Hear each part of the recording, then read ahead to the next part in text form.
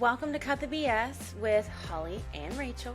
We are here to help you ditch the overwhelm, stop second guessing, and reconnect with what truly fuels your body, your mind, and your life.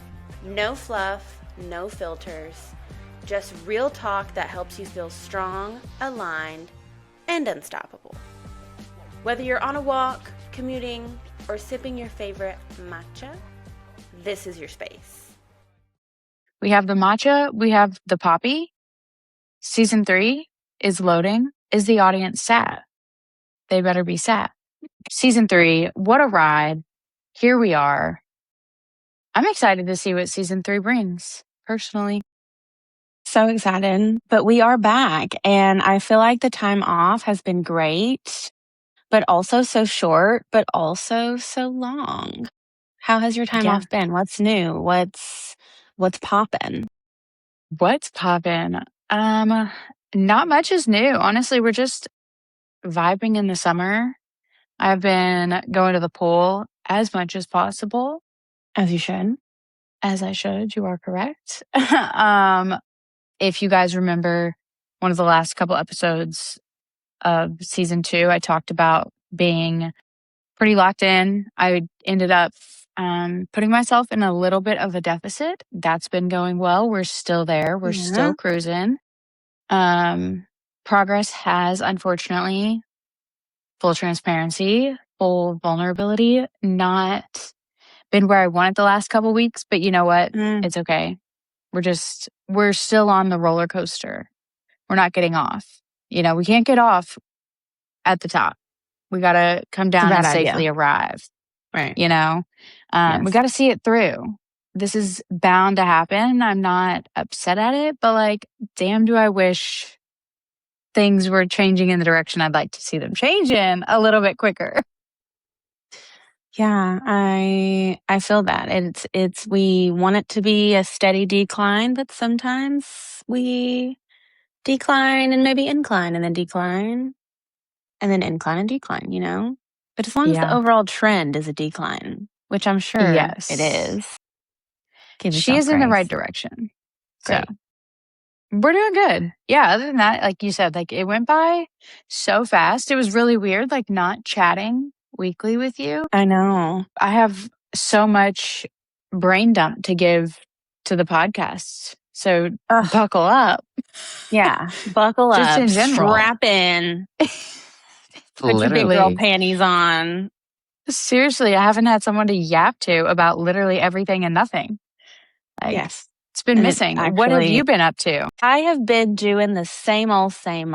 It's low season right now at the hotels for my full-time job. So there's not as many employees working. So programming has been, we've been kind of at a lull, which is okay because you would think it would give me time to relax.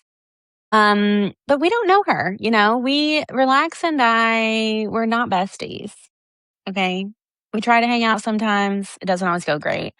So I've been coaching club volleyball, beach volleyball. Okay. That's been going great. I've been actually, as of very recently, have been training with the older girls in the mornings, which has been very humbling because all of these girls are very young and very fast and very... all their ligaments are brand new, right? And mine are gently used. So, it's been pretty good. And I'm currently in a mini challenge with myself of getting 10,000 steps a day every day in July. I have created a little bit of a, what's the word? Not like a scapegoat, but I've created a little bit of a cushion because I don't want to feel like a failure if I, for some reason, one day don't get 10,000. So it's really, I want to average 10,000 steps in July per day. But I have been getting 10,000 every day because it's been possible for me and not unrealistic. Yeah. And so have I been... Have there been nights when I've been standing next to my bed, walking in place or walking around the bed? Literally. Yeah, there have been. Okay. And I'm sure we'll get to that combo later this season. But that's really it. We're working. Unfortunately, we're not retired yet. I'm in a great place. I feel good. I'm moving I well. love that for you. So to start season 3, we thought it could be really fun, if you will, to talk about optimization and maxing.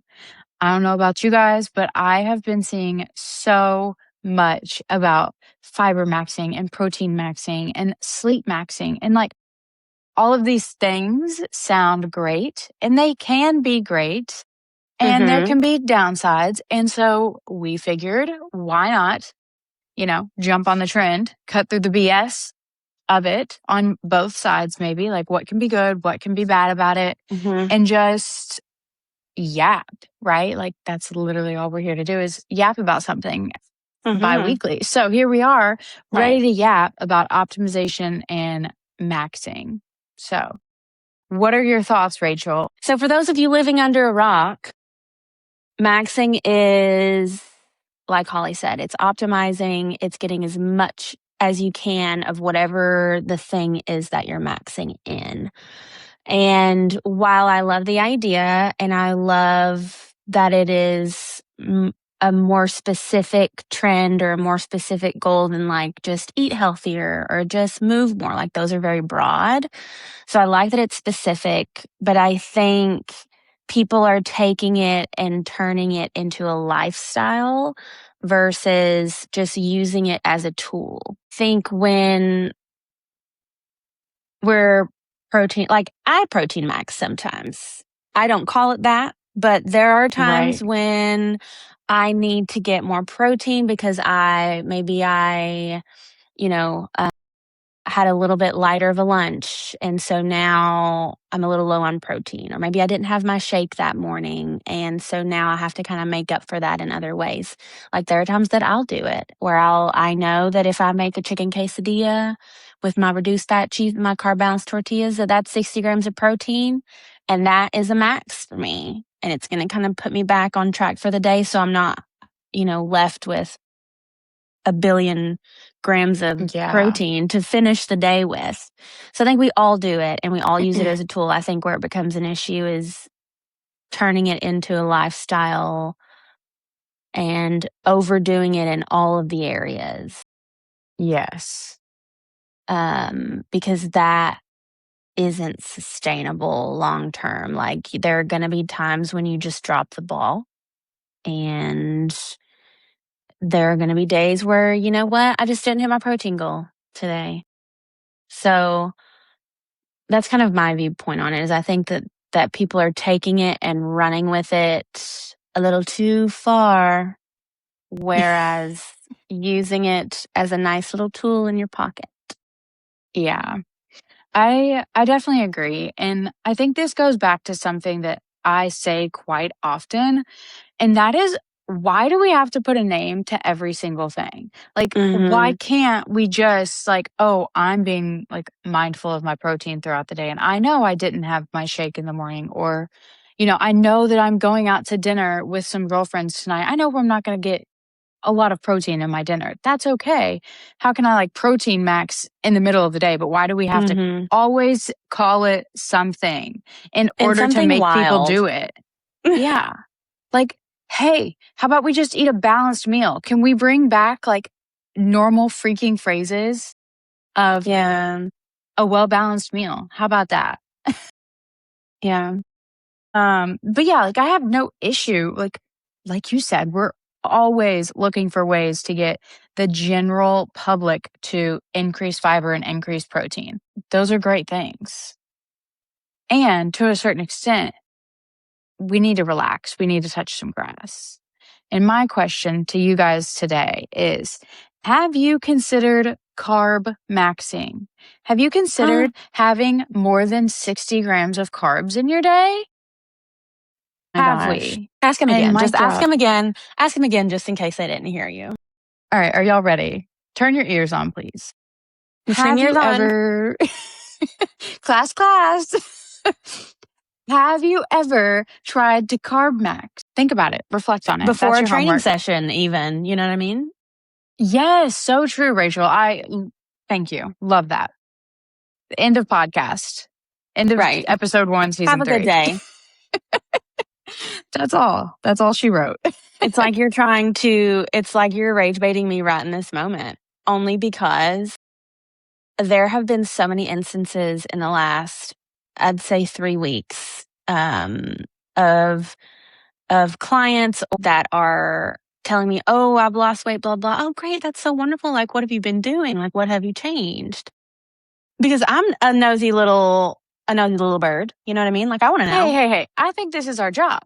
It's our job to ask probing questions. It is. I'm also nosy, you know? This is why we love our job. Absolutely, because you guys get to tell me all the tea. So, and then when I've asked or when people have told me that they're starting something new, like it's always low carb. Mm-hmm. It's always low carb. It's always keto. And so help me, God, if I have to, like, this is the thing. Will it get you to a certain point? Yes. Will you see results? Yes. But you will never sustain 40 grams of carbs a day. Like, you just won't. And what's even more insane is that they aren't considering vegetables carbs. Right. So I'm like, okay, so you're not cutting out. I can't get too far in on the carb combo because yeah. And again, I think insane. It goes back to just like lack of education, misinformation. Yeah. Like they think cutting out processed foods that they're over consuming is all carbs that they're cutting out. Well, hey, you're also cutting out a lot of fat, and fat has the most bang for your buck for calories, for worse or for better. You know? So it's like a lot of times they're cutting out carbs and they just don't understand. Like, yeah. Ultimately, which I will think that's what it comes down to. I will say from a little tiny devil's advocate perspective, refined carbs are typically like they add up in calories and they don't fill you up. So you can have so much. Like, you think I'm going to have one serving size of pasta? No, ma'am. It will not be me. But it's just, I understand their logic, but I think the application is just a little skewed. Yes, for sure. But again, like we're like over seeking like perfection, over optimization when we're doing these things. And for the general public, for the people that like you and I tend to work with, and for the people listening like to our podcast, like not everything needs to be optimized. Can we focus and like optimize certain areas? Absolutely, 100%. And I think you should. I was just having a conversation with a client. We've been working together 9 months now. She's got a really solid foundation. And I told her, what do you want to hone in on? Where in your like health and wellness do you want to niche down? Let's like optimize that area, but we're going to focus on that one area now that we have a solid foundation. We're not going to do, steps maxing, sleep maxing, carb maxing, a fiber maxing, all of the maxings. Let's choose one. Right. Yeah. And that's the thing too. Like when you choose one to try to, for one, you said, you just said you shouldn't optimize all these things. I don't think you can. Like, I don't think anyone can well, at least. Yeah, so true. But when you kind of hone in on one, or you pick one to three things to really focus on, and you get really good at those things, it no longer becomes optimizing. It becomes your normal routine. At which point you can choose something else to optimize, because these first 2 to 3 things, look, I do that with my eyes closed now, and it's, I mean, even with me and my husband and our household, like nutrition we don't have to optimize that as much because our routine of meal prep, of grocery shopping, we sit down on Sundays, what's our menu this week? Like, and we know we're getting good amounts of protein. We have all the snacks on hand. When it's about to be my time of the month, do I have a few extra chocolate bars? Hell yeah. In the pantry. Right. But, like those things, that's not something we really need to optimize because we already have that down. So now we can focus on something else to improve on. And then eventually all these things that maybe you tried to max at once because you broke it up, you conquered one thing, it became, habit, second nature. We conquered a second thing. Like now, years later or months later, you're able to do all these things well because you took it step by step instead of doing all the things all at one time or trying to and failing. Yeah. And even like, I'm going to brag on you. Like, look at you last year getting, like you said, like 5,000 to 6,000 steps, slowly increased it to 8. This month, you're step maxing and you're aiming for 10. And there's no like hard feelings if we don't get 10 one day. We're not going to sit there and degrade ourselves. We're just going to get back on it the next day. But like, who knows? In 6 months from now, 10K could be your new normal because that's just what you've grown to be part of your routine is getting outside and getting steps in the morning, at lunch, mid-afternoon, in the evening. Like those things might just be part of the routine now. Yeah. Yeah.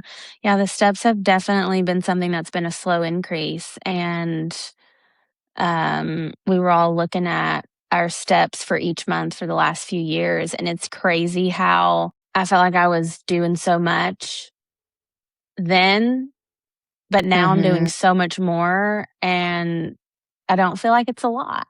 Like your perspective changes and you grow and you evolve. We're supposed to. And you improve and are in such a better place and farther along now than you were a couple of years ago just because you took it pun intended, step by step.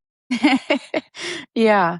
And like it takes less mental energy when you go in small steps and then it becomes part of your routine. Like nutrition no longer takes over, like it doesn't take as much mental decision making as it once did. And so that's like, the privilege is that you have more energy to pour into other things. Yeah.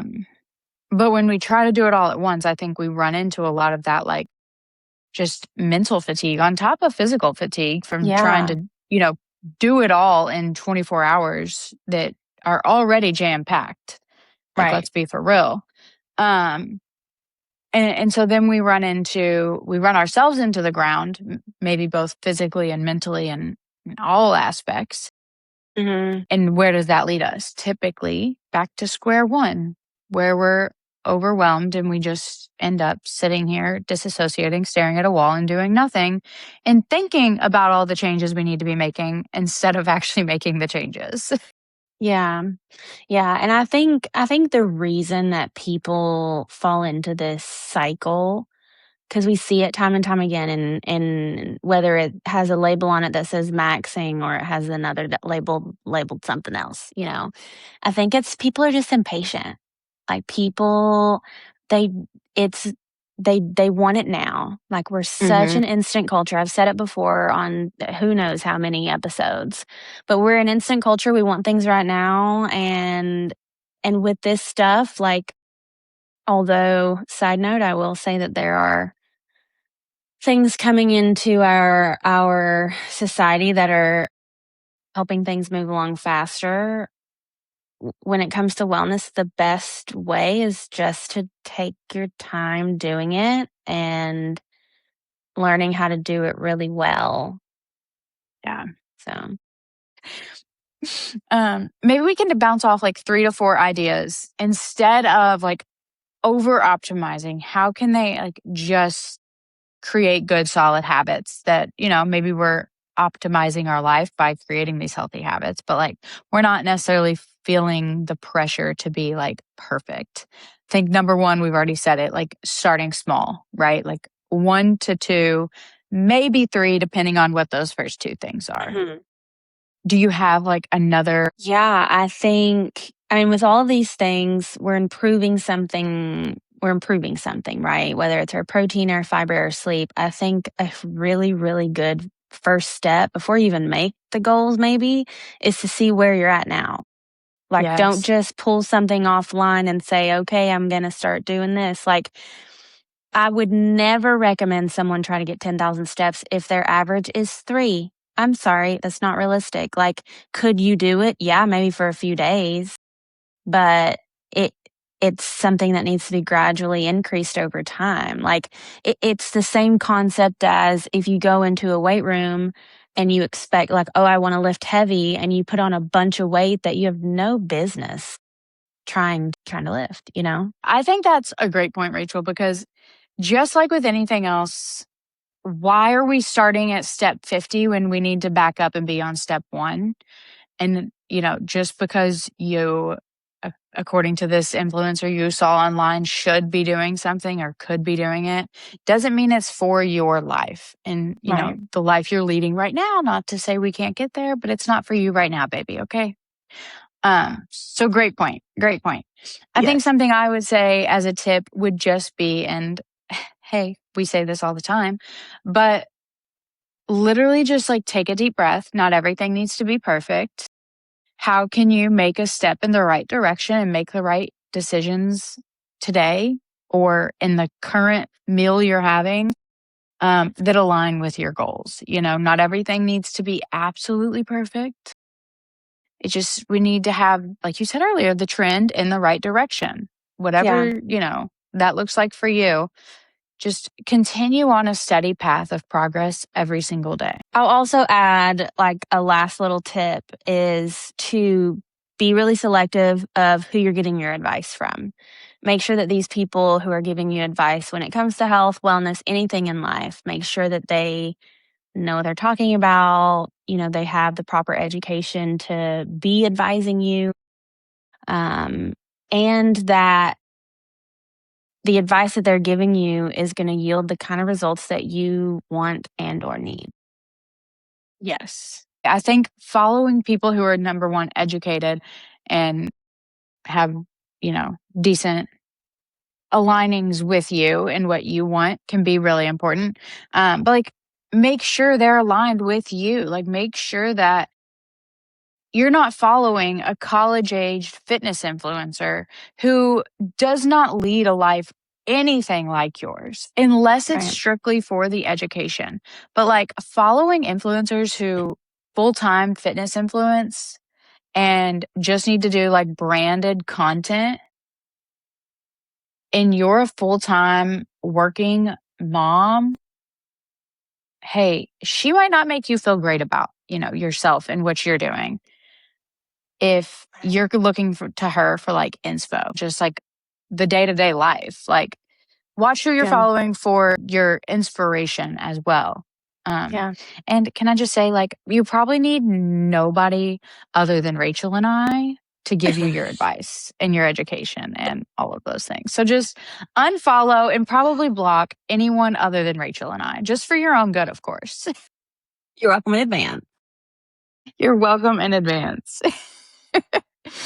But I think the last thing I really want to close out on is something that I have been seeing online quite a bit. I don't know if you've been seeing it, Rachel, but like I do follow a bit of like the bodybuilding community. I think that bodybuilding is a really great sport. I would never participate myself, but I love watching it from the sidelines, if you will.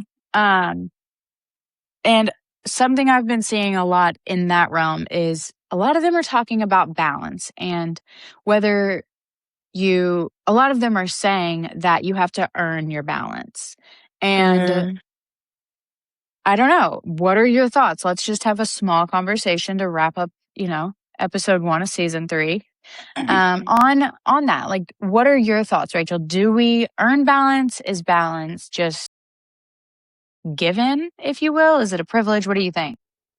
I think the way I think the way that that's framed is um is a little bit unbalanced, if you will. Because in order for there to be balance, there has to be discipline, there has to be structure, there has to be commitment, but there also needs to be grace, and there also needs to be, forgiveness. These things have to coexist. Do I agree with the phrase earn your balance? If you're defining balance as this little sweet treat that you want to indulge in, or a night out with the girls, then no, I don't think you need to earn your balance. I think balance just exists when you can pair those things that I mentioned. You can pair discipline, you can pair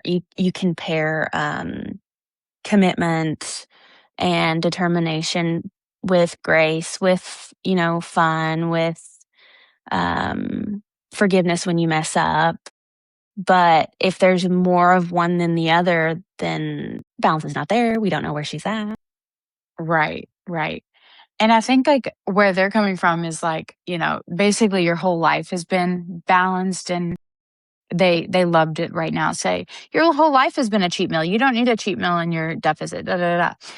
And, maybe I'm not the target audience for this message, and that's okay. And that's a big part of being on social media, is having the wherewithal to say, am I the target audience? But I just think this is a really great conversation to have.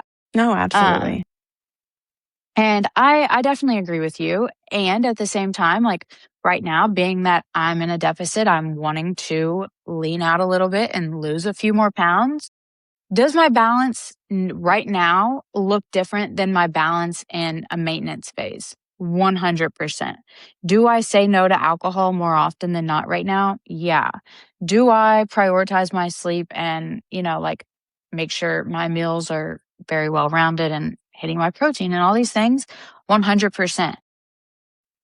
It's balance in that sense, but I don't think you earn balance by going through a season of restriction, because to me, restriction, I don't know. I don't think that's going to lead to, when we come out of that restriction mode, are we going to live in balance, or are we going to live in overindulgence out of fear that we're going to go back into restriction? Right. So, I think it shouldn't be restriction. I think it should be replacement. Like instead of restricting and cutting out, like what are we, like, replace it? Like, okay, I was eating 17 servings of pasta, and now I'm replacing that with with like more protein, fiber, fruits, and vegetables. I mean, I'm telling you, it can change your world at how you frame things. And if you're framing them in a way of restriction, or you're framing them in a way of earning your whatever, then that's like it has a negative connotation, and it's not going to be fun, and it's not going to be really rewarding.